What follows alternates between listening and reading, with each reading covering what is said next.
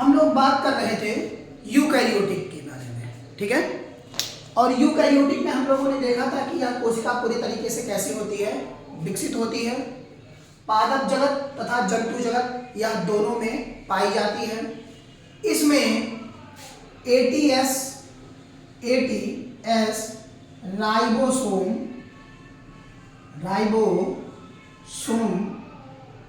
पाया जाता है। अगर हम इनके बात करें कहाँ कहाँ होती हैं, तो ये पूरे अंग में होती हैं। कहाँ होती हैं? पूरे अंग में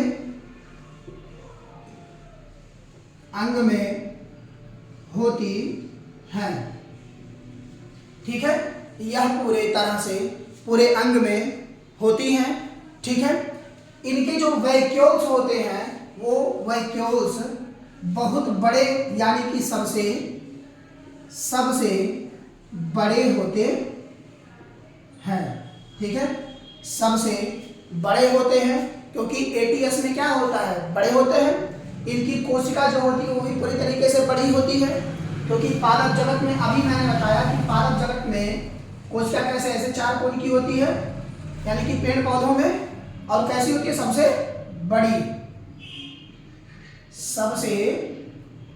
बड़ी।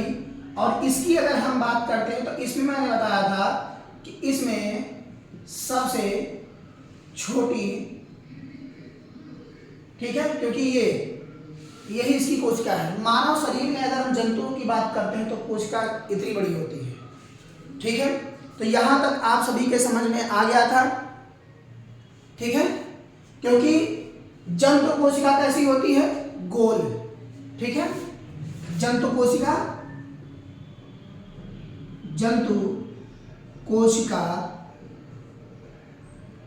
कैसी होती है?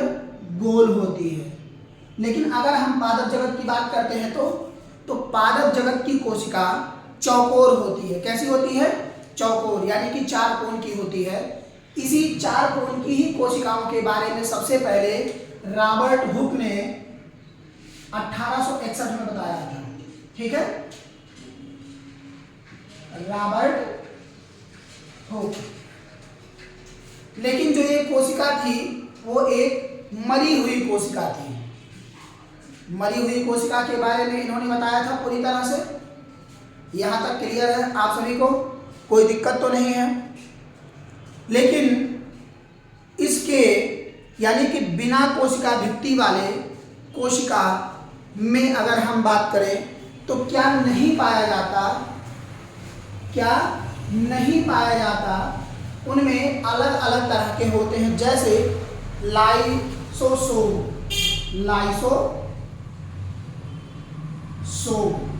यह नहीं पाया जाता। बिना कोशिका भित्ति वाले कोशिका में यह लाइसोसोम नहीं पाया जाता। उसके बाद एंडोप्लाज्मिक रेटिकुलम यानी कि ER, एंडोप्लाज्मिक रेटिकुलम, यह भी नहीं पाया जाता। उसके बाद क्लोरोफिल नहीं पाया जाता।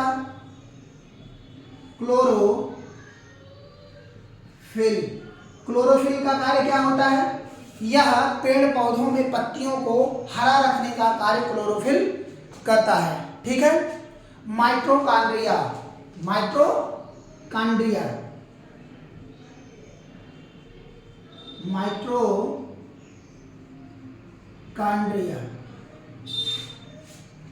ये भी नहीं पाया जाता। तो हमने देखा कि यूकैरियोटिक में पादप जगत और जंतु जगत 2 आते हैं। यह पूरी तरह विकसित अर्थात विकासशील होते हैं। इसमें एटीएस राइबोसोम पाया जाता है, ठीक है। कोशिकाएं मानव में गोल होती हैं, जंतुओं में चौकोर होती हैं।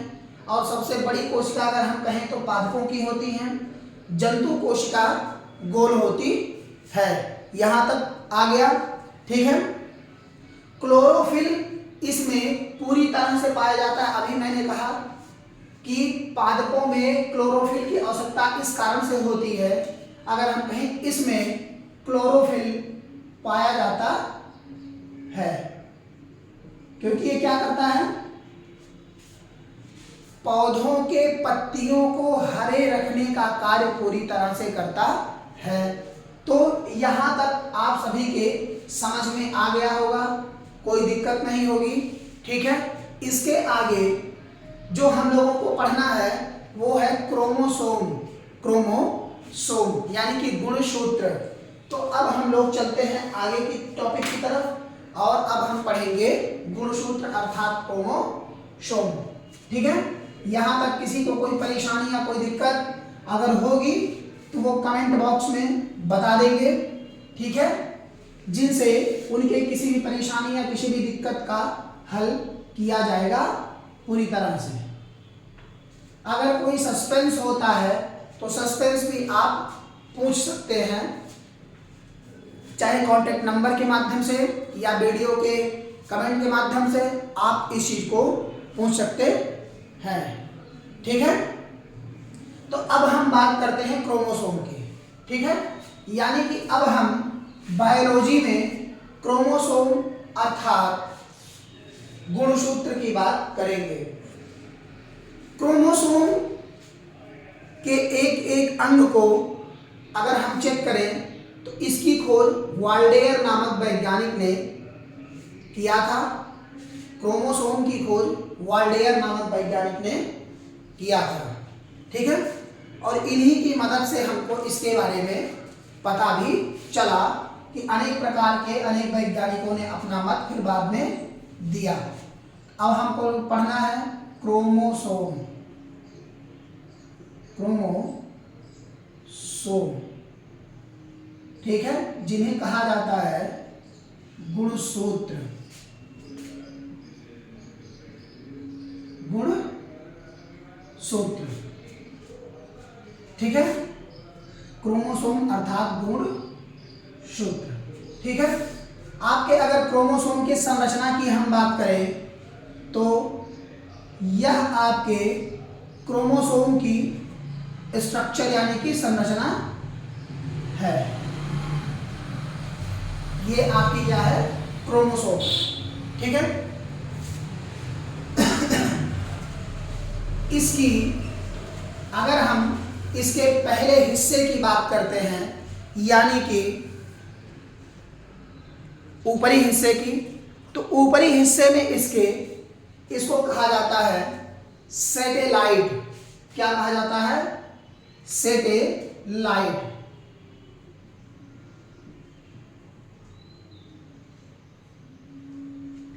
इसके सबसे पहले ऊपरी हिस्से को सैटेलाइट कहा जाता है। ठीक है, और ये बीच का जो हिस्सा है इसको हम लोग कहते हैं सेंट्रोसोम। क्या बोलते हैं, सेंट्रोसोम। सेंट्रोसोम। और ये जो लास्ट का हिस्सा है यानी कि जो इसकी पूंछ कही जाती है, जब हम इसको अध्ययन करते हैं यानी कि इसके बारे में पढ़ते हैं तो इसकी संरचना कुछ इस तरह से होती है। कुछ इस तरह से इसकी संरचना होती है। ठीक है, तो इसे कहते हैं टेलोमर। टेलोमर। क्रोमोसोम की खोज वाल्डेयर नामक वैज्ञानिक ने किया था।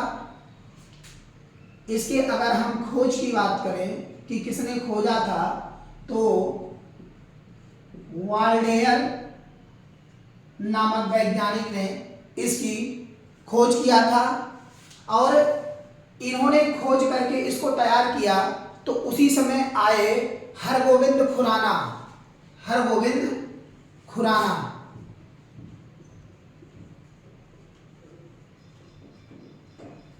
हरगोविंद खुराना, इन्होंने ही सबसे पहले इसमें छेड़छाड़ किया और इसके बारे में पूरी तरह से जानकारी दी और इस चेन को खींच करके बाहर निकाला। तो इन्हीं में जो होते हैं वह इनकी संरचना में ये पूरे तरीके से 10 होते हैं। 1 2 3 4 5 6 7 8 9 10, ये पूरे कितने होते हैं, 10 होते हैं। और यह अगर हम इनकी बात करें तो 34 लेयर की इनकी एक परत होती है जो ऊपर से जाती है। इनकी परत जो होती है वह 34 लेयर की होती है, लेयर की होती है। और इसी में जब आगे की तरफ आप देखेंगे तो आप पाएंगे कि जैसे अगर ये 10 हैं और इनकी 34 लेयर है, तो एक लेयर अगर कितने की होगी तो आप जानना चाहते हैं, तो 34 अपॉन 10 यानी कि इक्वल टू हम कह सकते हैं 3.4, यानी कि इनके अंतराल का एक स्पेस जो होता है वो कितना होता है 3.4। ठीक है, यहां तक आप सभी के समझ में आ गया होगा, कोई दिक्कत नहीं होगी। ठीक है, यहां तक हम लोगों ने जाना।